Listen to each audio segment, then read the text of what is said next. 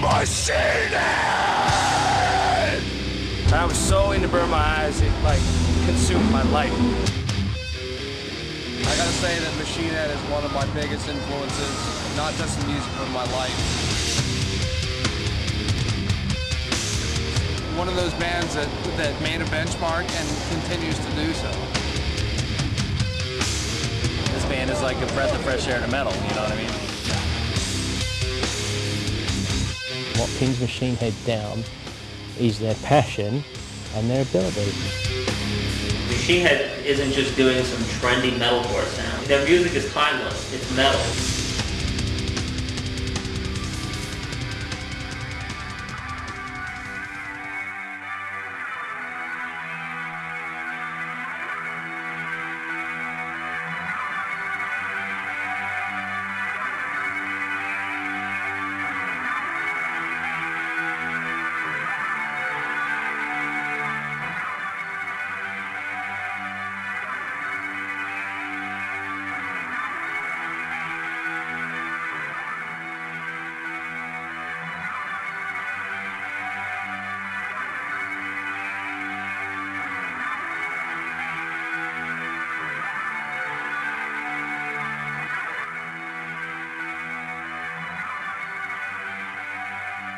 In January 2002, we had kind of gotten to a point where we were pretty unhappy with Roadrunner, and I think the feeling was mutual. We had decided that we were going to go separate ways. You know, the whole 9/11 thing didn't help very much. We had this big radio campaign planned for Crashing Around You, and then of course the world came crashing around us here in New York, and that kind of changed that plan. It also fucked up the tour that they were going to do at that time, and it really kind of just ground the momentum on Supercharger to a halt. Pretty much we severed ties with the only record company we'd ever been with, and almost starting from scratch again. When we were parting ways with Roadrunner, it was exciting because all these different labels had told us that, you know, as soon as you get off Roadrunner, we're going to be able to, you know, we'll be sending you over some contracts. We'll start negotiating with you right away and everything. And at the time, there was a lot of labels that were courting us and making us feel like as soon as we got off the label, you know, we had a home and we could just pretty much walk right into a situation like that. Within a couple months, Aru started kind of not feeling like he was into the direction everyone else was heading as well, so the band and Aru parted ways. It was apparent pretty early on after we finished Supercharger that he wasn't going to be around for any more of the writing, or, well, he just didn't want to be in this band. He wasn't really enjoying playing songs like Bulldozer or Davidian or any of the heavier stuff, and he wanted to take the band in a more melodic direction. When he told me that, it was just a weird, I just remember being like, God damn, not again, you know, another member change, and what are we going to, you know, we always said, like, if another member change is just going to kill the band. And I kind of lived with that feeling for a few days, and finally just realized, I was just thinking, like, what's the worst thing that's going to happen, you know? Like, the three of us, to me, is like the firm nucleus of Machine Head.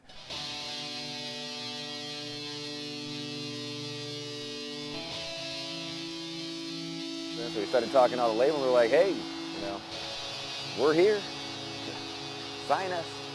And it didn't really happen like that. They were pretty much just like, well, wait, hold on, you know, we need to hear some new stuff, and, you know, we need to hear the single, and, you know, you guys got to do a radio single. And we were like, you know, what? You know, where'd that come from? I think again it was somewhat disheartening that was the possibility that our career could hinge on our ability to write a radio song. The tradition of kind of looking for acts and looking for artists that were going to be able to go out there and kind of blaze a trail kind of fell to the wayside, and everyone was basically looking for radio hits. It was all about radio driven, and that was one of the things that was never kind of Machine Head. I mean, from the beginning of Machine Head throughout their career, it was always a matter of doing what they did, and that was play heavy music and be Machine Head. And so it was definitely, you know, resisted as long as possible. You know, we would joke around and call ourselves the Power 3-0 and all this stuff. And, you know, it was kind of a weird time, you know, because it was like we were unsigned, we had just lost our guitar player, but, you know, we still had a lot of a lot of hopes. You know, these labels had really courted us, and they were like, hey, you know, just write some great songs and whatever. And you know, more time passed, and we had these festivals coming up, and you know, we hadn't really been focusing on what we were going to do live or whatever. And we absolutely knew that we didn't want to go through tryouts, and we didn't want to go through this whole big rigmarole with that. You know, it was just like the three of us were going to write the record, the three of us were going to record the record, and that's just how it was going to be. Rob and I had started talking just one day, you know, we were down at the studio, and we started talking about, you know, like, okay, in a perfect situation, who would we want to get? Because as you know, I mean, we've been through this whole trial and error crap. Like, we tried out a lot of people. We tried out people when we had to get Dave. We tried out people when we got Aru, you know, and it was just like such a long, painstaking process when we had to go through that crap that we just did not want to do it again. We wanted to pick our guy and go after him, or pick our guy and wait until he was ready to be there. And that's what we ended up doing. Adam informed me via instant message that Aru had quit, and they had 2 weeks worth of dates set up doing some cool festivals. And so I kind of offered my services tongue-in-cheek, and he just came back with, hey, okay, come on down type deal. And it's kind of like, so you're saying there's a chance? I talked to him over the internet. I was like, hey dude, so you about ready to join the band or what? And we kind of joked around like that for a little bit, and then it was like, but no, seriously, you ready to join the band or what? We had these European festivals coming up, and it was you know, it was a pretty nice run. It was some really cool festivals, and it was our first time ever being offered a headlining slot at the With Full Force Festival. And longtime friend of mine, former bandmate in a thrash band called Violence, Phil Demmel, had approached me, and he was like, you know, I heard that you guys, you know, are going to be doing these festivals. I know you guys need a guitar player. I'm thinking about retiring from the music business. I'm fed up with this. I've been doing bands, and I haven't, you know, I'm not happy. I was in 2 bands at the time. I was doing the Violence reunion stuff. I was in a band called Technocracy, and just kind of tired of being in an industry which just wasn't advancing for me, and was pretty much giving up on music, concentrate on other things I had going on. And it would be a nice last hurrah for me to go off and play with, you know, Dickinson and Halford and Slayer, and headlining a German festival and getting to play in Amsterdam.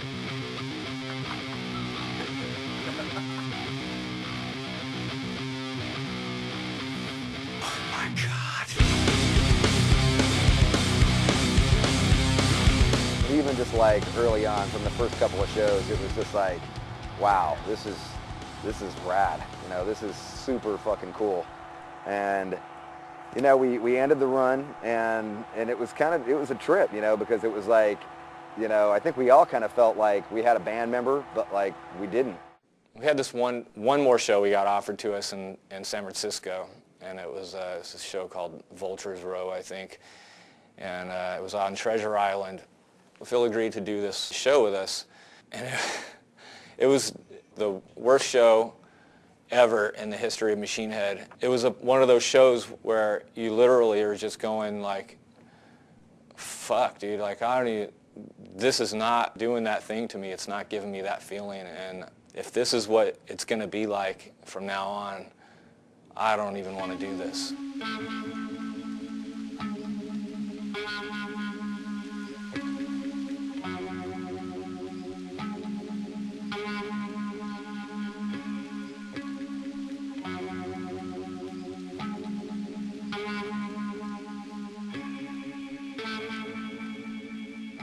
That, you know, we said our goodbyes and kind of left the door open for him, like, you know, if you ever change your mind, whatever, you know. But he was like, look, I just gotta do this, and I got, you know, stuff I need to do and other things I'm gonna concentrate on, and thanks for the killer times. So we went back into writing mode as a 3-piece and started writing more songs, and you know, we had a pretty good chunk of songs that we were working on. You know, a lot of the stuff that ended up being on Through the Ashes came out of this time period when we were just writing as a 3-piece. We got to a point as we talked to more and more labels that basically everybody was after that radio single, and in fact, a lot of them were after more than just one radio single. And they were like, well, you know, we're not even going to enter into talks with you if you don't write a radio single. And we were like, oh, okay. And, you know, it's kind of like a shock.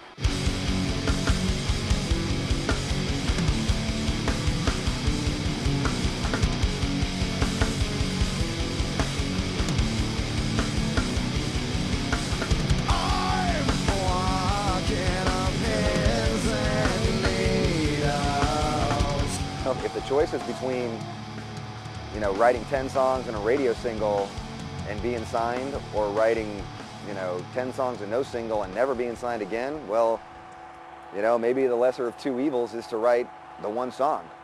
We tried our hand at writing another radio single, and you know, it was something that we weren't really happy about doing. You know, we had to record this. They wanted an EPK. All these labels wanted an electronic press kit to like have us talking, and we had to sit in front of a camera and try and sell ourselves, which was something that we never did before. We're just sitting there and trying to say things that's going to get a label interested. And I mean, we had to sit there and watch this crap back later, and it was just like, oh my God, what is this? What do we got to do here? This is fucking terrible. I remember just sitting there like doing our video things for it, and just having this feeling in my stomach that it was just like, I hate this. Like, I hate it. like now looking at us seeing that EPK, you know, it makes me cringe, you know, like it was the fucking worst thing ever, you know, like I cringe when I watch it. It's like, God, fucking what the fuck? This is us selling our ass on the street for money.